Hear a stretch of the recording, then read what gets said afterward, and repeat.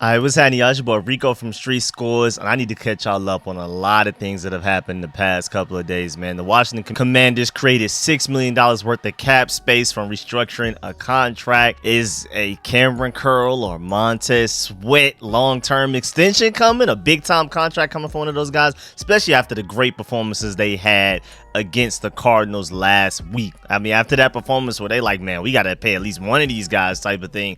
Also, there's a report going around that the Jets have called for a trade of Jacoby Brissett, our backup quarterback, since Aaron Rodgers got hurt. We got to talk about that. Is there any truth to that? Also, a positive Chase Young update from Rivera, but also a negative update for second-round pick Quan Martin, and a full-blown injury report for the Commanders and Broncos. That's our upcoming opponent on Sunday. And then also some crazy week 1 Washington Commanders stats, advanced stats, grades, all kinds of stuff. This is about to be a chaotic video, and I'm super excited. So, man, make sure you go ahead and get your popcorn early because we got a lot to talk about. So before we dive into all of that, make sure you stiff arm that like button, stiff arm the subscription button, and stiff arm the bell next to that subscription button so you get a notification each and every time I release an informative and opinionated video just like this one. Make sure y'all stay tuned for all of the content. I'm getting back to daily uploads. We're going to be live streaming every week for every game, live call-in shows after the games. I'm working on a game preview for tomorrow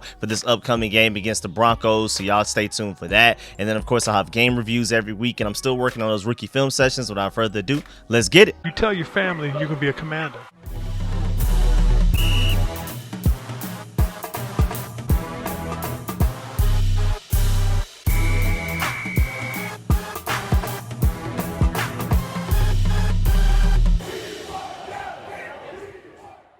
All right, so first of all, the Washington Commanders converted $7.5 million of Charles Leno's base salary this year into a bonus and tacked on 3 additional void years to his contract to clear $6 million in salary cap room. So there goes those little void year finesses that other teams have been doing, where I know a lot of our fan bases, including me, are like, man, how come we can't do a lot of these things? And I know one negative side is that when you start to do these finesses, you pay for it later, just not now. But it's really cool to see finally that we're taking advantage of that. We've done it a couple of times, but this is our first time, I believe, doing that this offseason, at least that I can remember. So we just created $6 million worth of cap space, which is very interesting. And of course, I wouldn't be me if I didn't give y'all a team cap space update immediately after that. So with that additional $6 million, that takes our cap space from somewhere around $2 million to around $8 million. So, hey, man, that must be an opening maybe to extend a player. Maybe they're just trying to sign a player. Maybe they're looking for a veteran free agent somewhere else. But I think more than likely, maybe we're clearing some room to sign the guy long term, and then maybe we're trying to figure out some contract negotiation things as far as Cameron Curl or Montez Sweat or something like that.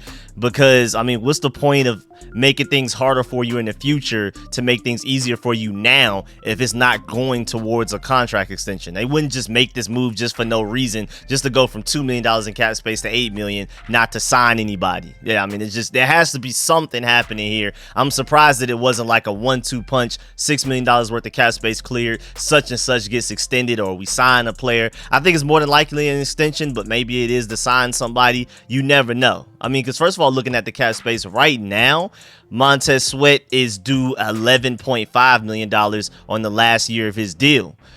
If you want to extend him, give him an additional give him that $6 million per year. You got to think about it. I know Montez Sweat is making $16 million per year, but he's already making 11.5. You add that 6. Now you're back to the $2 million you had in cap space, and you've extended Montez Sweat potentially like 4 or 5 years on a deal where he's making like $17 million a year. Maybe he'd be willing to take that. And then you have Cameron Curl, who's a $3 million cap hit. Would he take a $9 million per year extension? I doubt it, but you never know. Maybe this is just one of many moves to clear up cap space. Maybe they got Charles Leno to agree to his, to convert that into a bonus, clear up $6 million, and maybe there's another player they're looking at to potentially try to convert some base salary into some bonus type of stuff to clear up more cap space, to get more money to give Cameron Curl or Montez Sweat. It would be beautiful if they could do both. And so, again, my main thought is, who are we trying to extend now? My top 2 candidates are Montez Sweat and Cameron Curl, but you never know. It may be another sleeper out there. You never know. But again, just to let you know, the Commanders now have somewhere around like $8 million worth of cap space after adding an additional 6 from restructuring Charles Leno's contract. We're going to talk about Charles Leno a little little later because he had a really good game against the Cardinals, even though our offensive line in general didn't. Hey, man, do not look at Charles Leno's way to see who to blame. That was definitely more Andrew Wiley than anybody else. Now moving on, apparently it's been reported that the Jets have internally discussed trading for veteran Washington Commanders quarterback Jacoby Brissett, NFL front office says. New York lost their star quarterback Aaron Rodgers for the season a few nights ago, and he tore his Achilles. It looks like he's pretty much done for the year at the very least. And you never know. I mean, at his age, he may be done even longer than that, or maybe he'll come back and not be the same type of guy. You know, Aaron Rodgers is not just this super stationary Peyton Manning stuck in the pocket type of guy. His mobility is a big part of his game. So we'll see where that goes. But Jacoby Brissett will be an excellent pickup for the Jets. Like, if I'm a Jets fan, out of everybody that's available, I'm looking at Taylor Heineke. I'm looking at Jacoby Brissett. I'm looking at, hey, the way Jake Fromm looked in the preseason. You may want to check out that Georgia dog over there. Either way, I'd be happy to get a decent pick for either of those guys. I'm not going to lie. First of all, cap space wise, you're talking about trying to clear up cap space so that you can pay Montez Sweat and Cameron Curl. You got to remember, Jacoby Brissett's taking up quite a bit of cap space. If we were to trade him, that would give us almost $9 million in additional cap space this year right now.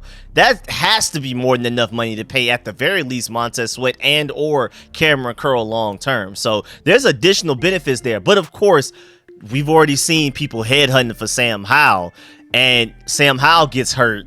And then Jake Fromm, even as good as he looked in the preseason, are we ready to put the weight of our season, this season that we have high expectations? Ron Rivera doesn't show out. He's getting fired. Eric Bieniemy, you never know. This whole thing could get completely flushed down the toilet. A whole new team, whole new fresh start with Josh Harris and company coming in. So a lot of people are coaching for their lives, playing for their lives, and things like that. Are we ready to throw all of that pressure on Jake Fromm if Sam Howell were to get hurt? Because he technically got hurt against the Cardinals, but he just toughed it out, came back in, and continued to play. You never know, man, especially with him being a mobile quarterback. I hope Sam Howell can stay healthy enough to start every game this season and postseason. I'm going to keep speaking it into existence.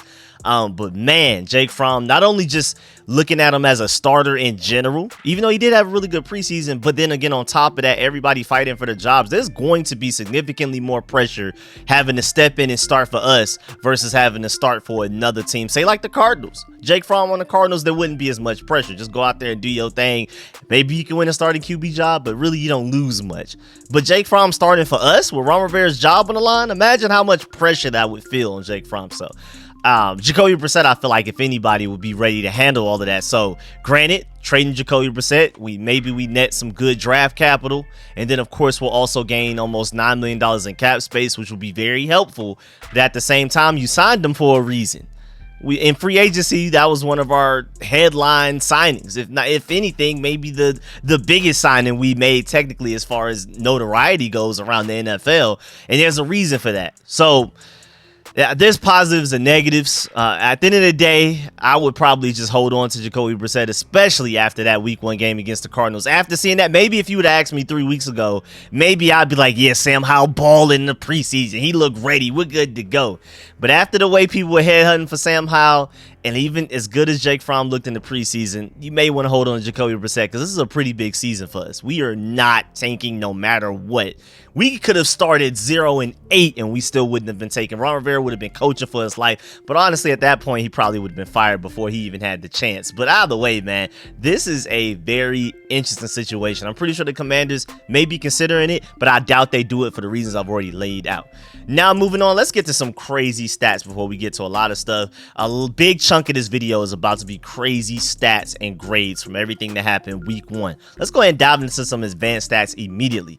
First of all, Brian Robinson outsnapped Antonio Gibson 61% to 35% in week 1 against the Arizona Cardinals.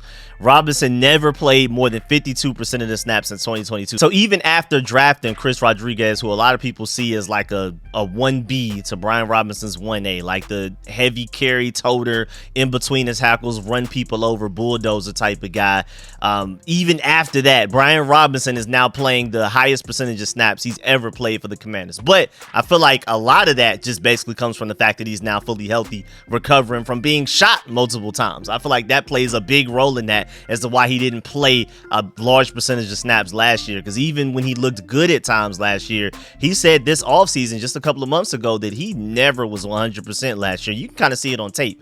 Looking at Brian Robinson last year in the regular season compared to looking at him in Alabama the season before that, it definitely looked like two different guys. Now, I'm still not exactly seeing that in this week one of the Arizona Cardinals, but hey, man, that he was never 100% healthy last year, so I'm not surprised that he ended up getting, especially after Antonio Gibson fumbled. Antonio Gibson fumbled with only 3 carries.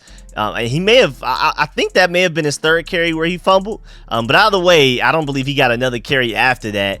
And Brian Robinson got the rest of the carries the rest of the game because of that. So there were a lot of factors that played into that. Brian Robinson's health, Antonio Gibson fumbling and stuff like that. But Brian Robinson had his largest percentage of snaps played in his career so far, week 1 against the Arizona Cardinals.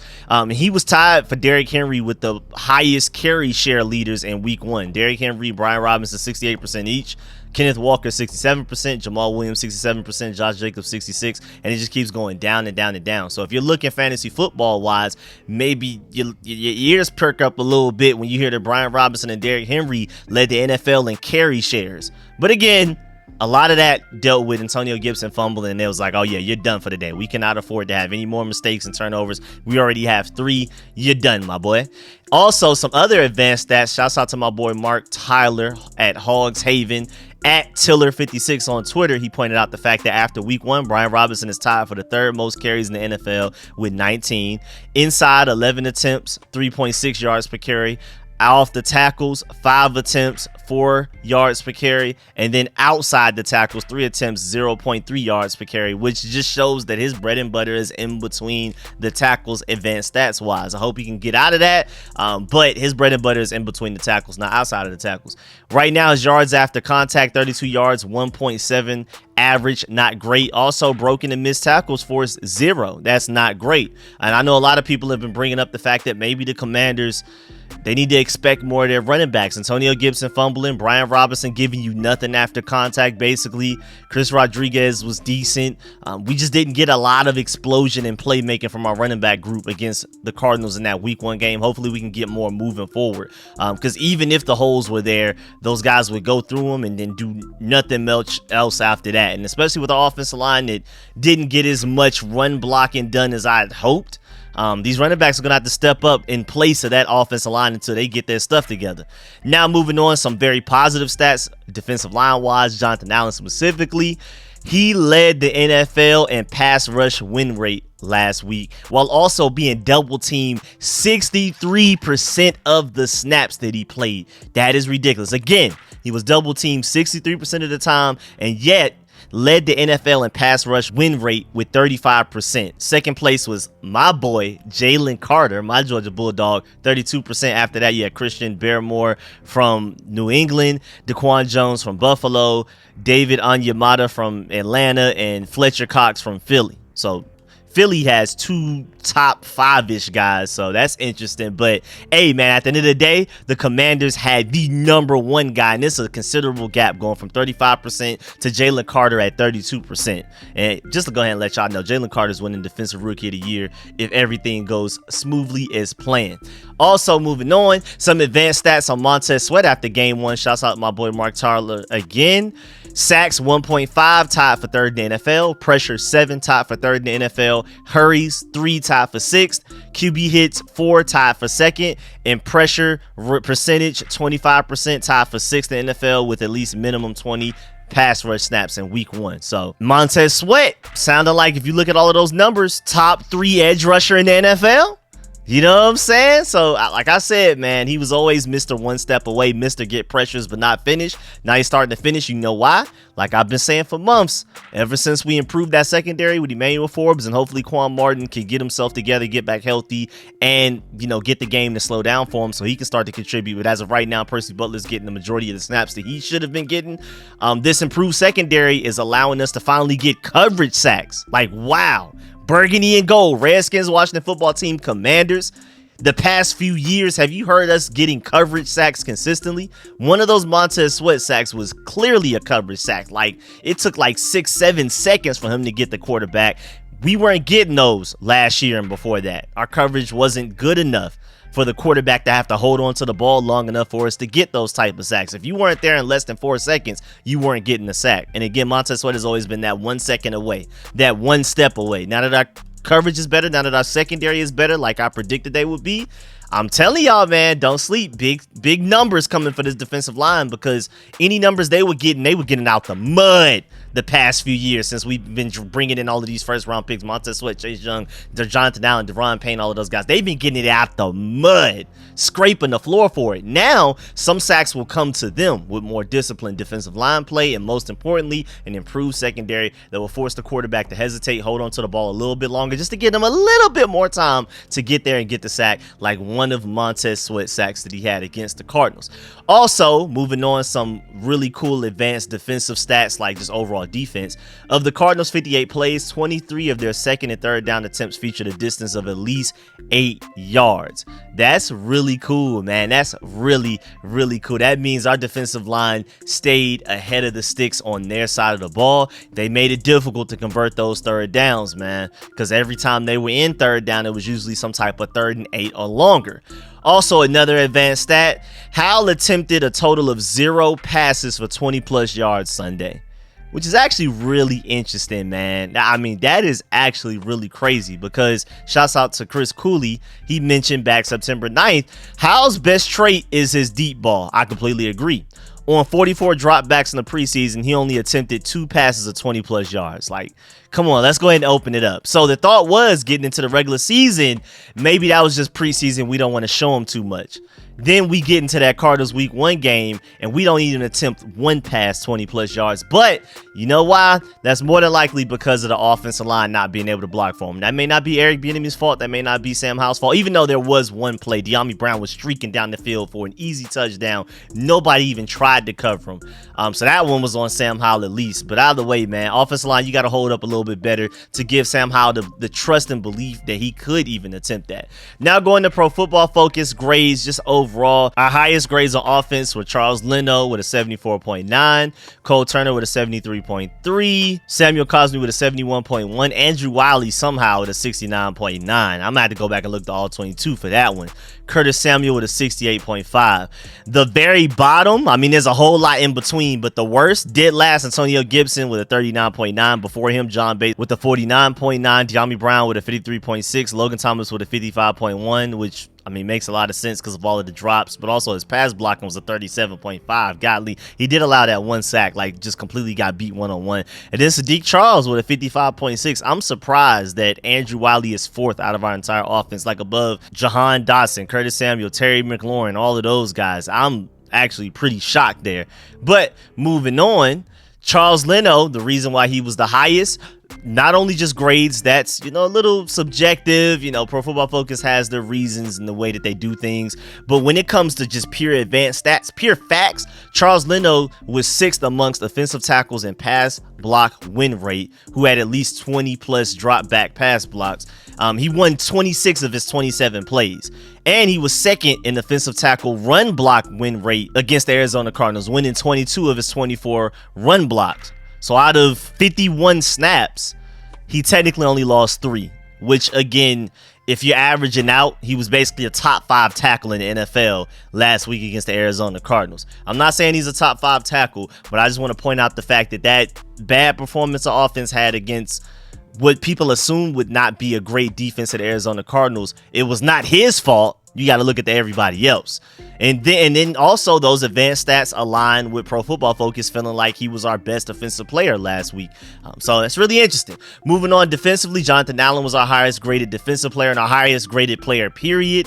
I mean, you got to go through 7 defensive players before you get to Charles Leno for our highest graded players on our entire team, which makes sense. Our defense was way better than our offense. Not surprised. Jonathan Allen, again, a 90.2. Abdullah Anderson, random free free agency signing sleeper from the Atlanta Falcons, 89.8. Shouts out to them. Y'all know I hate the Falcons, but thank you for the Abdullah Anderson present. I guess y'all got Taylor Heineke in return. Montez Sweat with an 86.4. James Smith-Williams with a 79. Cameron Crowe with a 77.9. Percy Butler with a 76.5. Jamin Davis with a 75. All of which graded higher than any offensive player we had against the Cardinals. And then it goes down, down, down, all the way to the point that you get it. Our worst player by far was Cody Barton with a 37.3 grade because of his run defense being a 35.6. They felt like his tackling was a 77. That's really good. They felt like his coverage was a 49, which is like bad / decent. But they felt like his run defense was so bad. He was our worst defensive player by far because Cody Barton is dead last with a 37.3. Benjamin St. Juste is second to last with a 59.5, which is that's not even that bad. But Cody Barton is just a whole more than 20 points graded worse than our second worst defender, according to Pro Football Focus. That's how bad of a game he had. And if you go look at the plays, man, he's getting blocked all crazy down, like from where he starts like 5-6 yards away from the line of scrimmage, maybe even less, maybe 4 yards sometimes, getting blocked all the way 15 yards down the line of scrimmage sometimes, literally getting escorted to the locker room, man. Poor Cody Barton. You got to get it together. At the very least, we didn't seem like we had a lot of defensive miscues and miscommunication and stuff like that. So he did his Mike linebacker job, like being the on-field coach, having the green dye, having the headset where he can hear from Jack DeRio and stuff like that. He did that part right. But as far as like physically, mentally, he was good. Communication, leadership, he was good. Physically, awful. We got to do better, man. And then moving on, some more advanced stats for the total defense. Washington held Arizona to the 4th fewest yards in week 1, 210, with the 5th fewest passing yards, 114. Also, the defense was 9th in third down rate allowed with 28.6%. And I was actually pretty shocked that we allowed them to convert some of those third downs. I was actually pretty disappointed there. But still, 9th in the NFL in third down conversion rate. It's not that bad to start just week 1.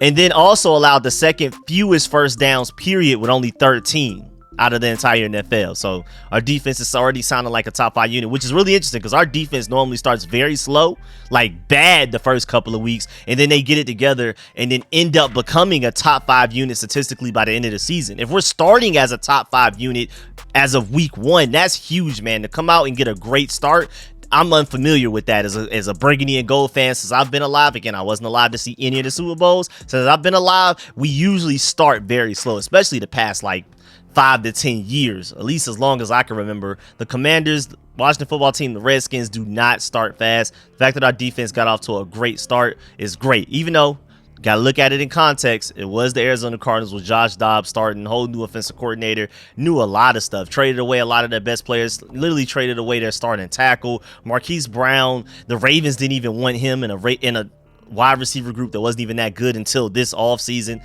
So, you got to look at it through context. James Conner, I got it. The Steelers didn't even really want that bad. But still, the defense, you got to perform who you got to play against. I mean, you got to play the guy that's in front of you. There's nothing you can really do. It's not like the defense asked to go against a potentially terrible offense in the Arizona Cardinals. But, hey, man, they went out there and did what they were supposed to do against what I would think, in my opinion, is a bad offense. The Cardinals only managed to run 15 plays on the Commanders' side of the 50-yard line. That led to the Commanders earning the 7th best defensive DVOA and tying the Baltimore Ravens for the 4th fewest points allowed. Technically, because again, you got to remember the Commanders are tied for 8th in points allowed, just simply because 7 of the Cardinals' 16 points came from Sam Howell fumbling for a touchdown. Andrew Wiley getting a mean spin move put on him. So defensively, they've done their thing. They've technically only allowed the 4th fewest yards. So remember that when we go back and look at how many points the defense allowed throughout the year, remember 7 of them came from our offense, not our defense. And then even the other 9, I'm pretty sure at least 6 of them came from turnovers. So, man, the defense did their thing, bro. I'm telling you. Also, of the Cardinals' 11 possessions, only 2 went further than 30 yards, and 3 of them actually resulted in negative yardage. That got noticed by Pro Football Focus, which gave Washington top 10 grades in overall defense, which was 4th, run defense 3rd, and pass rush 10th, and coverage 7th. Again, we're looking like a top 5 defense right now. That's great to hear off of a great start because we typically do not start fast like that. Also, moving on, some other random statistics, really random advanced stats. That boy Jahan Dotson was in the game for 95% of our pass plays. Terry McLaurin was in there for 85%, Curtis Samuel 80%, Logan Thomas 77%. It just keeps going down and down and down. Antonio Gibson and Brian Robinson were neck and neck with 42.5%. De'Ami Brown only 25%, Cole Turner 10%, John Bates 10%. Cole Turner needs to play more than that, especially with Logan Thomas dropping passes like that. But staying with Jahan Dotson, who was in there for 38 pass plays, again 95%. He was targeted 18.4% of the routes that he ran. Logan Thomas was targeted 22.6% of the routes he ran. He was targeted a lot, led our team in targets. Jahan Dotson ate up 25% of the targets. Logan Thomas ate up 25%, and everybody else had to share the other 50%. And Cole Turner actually had the highest average depth of target just because he was only targeted twice and he caught one, which was 13.5 yards. Then you had Terry McLaurin, who had an 11 average depth of target, and then Jahan Dotson was third with 10. And then outside of Cole Turner, again, who only had one catch, Curtis Samuel led our team in yards per route ran. Logan Thomas was second with 1.39, and then Jahan Dotson was third with 1.05.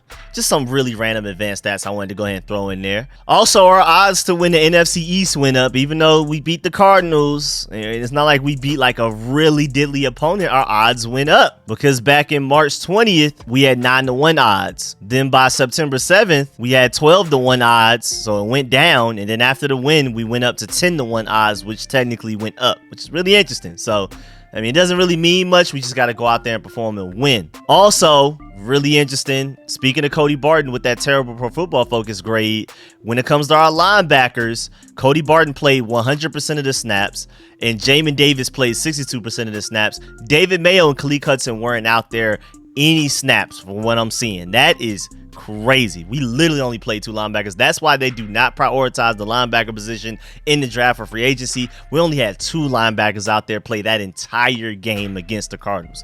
And Jamin Davis only played 62% of the snaps. Cody Barton was the only linebacker that played more than 62% of the snaps. And again, he was out there for every snap. So again, he didn't perform well physically, but there's a reason that they have him out there every snap. He's literally the quarterback of the defense. Once he figures it out physically and can actually help with run stopping and things like that, that's going to be huge for us. Also, just to have a list of a lot of the celebrities that were there at that game, because there was a lot of them. You had Kevin Durant, Alexander Ovechkin, you had Andrew Cristall, Champ Bailey, you had a lot of our owners, Magic Johnson, Mitchell Rails, of course, Josh Harris and those guys, Robert Griffin III, Sonny Jurgensen.